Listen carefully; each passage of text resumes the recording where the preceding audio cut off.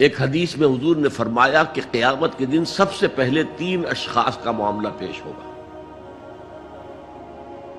ایک وہ تھا کہ جو اللہ کی راہ میں جنگ کرتا ہوا مارا گیا تھا، دنیا میں شہید سمجھا جا رہا تھا۔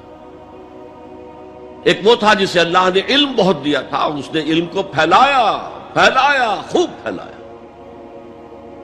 اور ایک وہ جس کو اللہ نے بہت دولت دی تھی اور اس نے دولت جو ہے نیکی کے کاموں میں، بھلائی کے کاموں میں، غرباء، یتامیٰ، مساکین کے لیے خرچ کیا۔ اب اللہ پوچھے گا ان شہید صاحب سے کہ دیکھو میں نے تمہیں صحت دی تھی، جسمانی قوت دی تھی، تم نے کیا کیا؟ وہ کہے گا اے اللہ میں نے تیرے لیے قتال کیا اور اپنی جان دے دی۔ اللہ فرمائے گا کذبتا، تو نے جھوٹ بولا، انک قد قاتلت لأن یقال جریء، تو نے تو یہ جنگ میں حصہ لیا تھا اس لیے کہ تیری شجاعت کا ڈنکا بج جائے، تیری جرأت کی شہرت ہو جائے۔ وقد قیلا، وہ کہا جا چکا، اب یہاں تمہارے لیے کچھ نہیں ہے۔ اور فرشتوں کو حکم ہوگا اور اوندھے منہ گھسیٹتے ہوئے اس کو جہنم میں ڈال دیں گے۔ یہی حشر ہوگا اس عالم کا، تو نے وہ نیکی کا کام کیا تھا، لأن یقال عالم، کہا جا چکا دنیا میں، ڈنکا بج چکا تمہاری شہرت کا۔ اب اس میں نوٹ کیجئے، اگر کسی عالم کے علم کا ڈنکا بج جائے، اس کی اپنی نیت وہ نہیں تھی تو اس کے اندر کوئی خرابی نہیں ہے۔ یہاں معاملہ نیت کا ہے۔ اگر نیت یہ ہو کہ میرے علم کی شہرت ہو جائے، میرے ہاتھ چومے جائیں،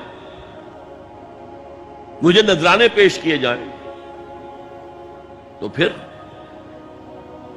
وہی حشر اس کا ہوگا کہ اوندھے منہ گھسیٹ کر جہنم میں ڈال دیا جائے۔ یہی حشر اس سخی کا ہوگا جس نے سخاوت کی تھی، جس کی سخاوت کے ڈنکے بج گئے تھے، اس کا بھی یہی حشر ہوگا۔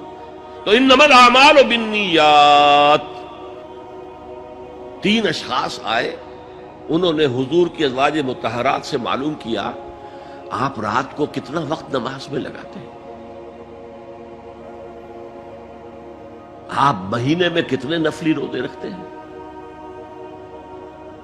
اب جو کچھ انہیں بتایا گیا، حضور کی زندگی کھلی کتاب تھی،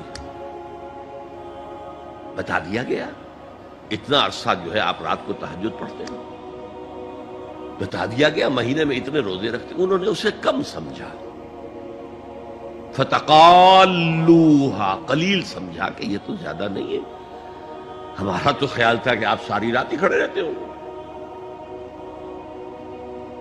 لیکن اپنے دل کو مطمئن کرنے کے لیے کہ حضور کی کہیں توہین بھی نہ ہو جائے، کہا جی انہیں تو ضرورت نہیں ہے، وہ تو معصوم ہی ہے، ان کی خطائیں اول تو ہوتی نہیں، اگر کوئی ہے بھی تو اللہ نے کہہ دیا قد غفر اللہ لک ذنبک ما تقدم منہا وما تاخر، اللہ نے تو معاف کر دی اگلے پچھلے سارے گناہ، میرے لیے یہ کافی نہیں ہے۔